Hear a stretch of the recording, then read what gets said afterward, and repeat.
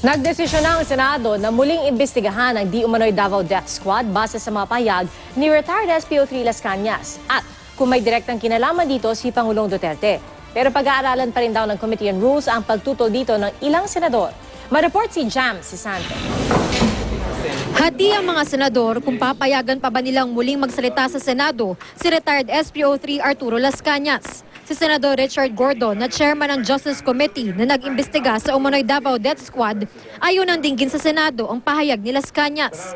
Napakalaki ng implication ito, napakalalim na yung presidente natin ay may posibilidad na hindi lang plunderer, base doon sa mga accounts, kung hindi mass murderer pa. I couldn't care less if he pointed the president, but he should have done that at the first hearing. That was his chance.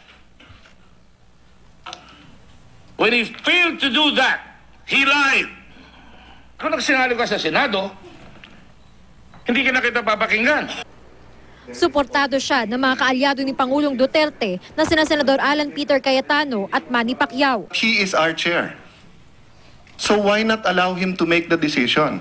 Ang problema kasi dito, Mr. President, na magiging basis na yan na ang witness, kung ako witness, pwede na ako magsinungaling dahil pwede naman palang magbago ng statement Pero inilaban ng ilang senador na dapat pakinggan pa rin ng Senado si Las Cañas upang masuri ang kanyang testimonya at malaman kung ano ang totoo.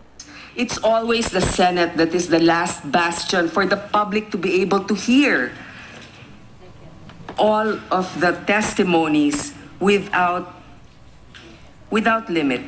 I think we should not stop at condemning this individual because he lied. I think we should proceed and find out the truth.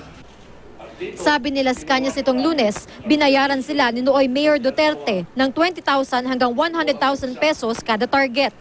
Bukod sa mga hinihinalang kriminal, kabilang daw sa mga pinapatay sa kanila ni Duterte, ang buntis na asawa at batang anak ng isang pinagsususpetsahang utak ng kidnapping.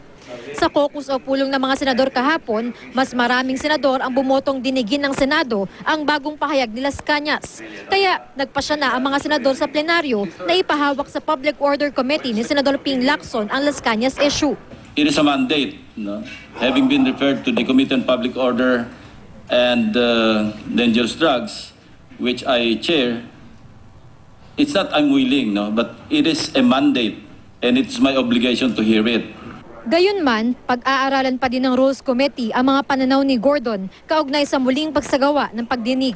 Jam Sisante, GMA News.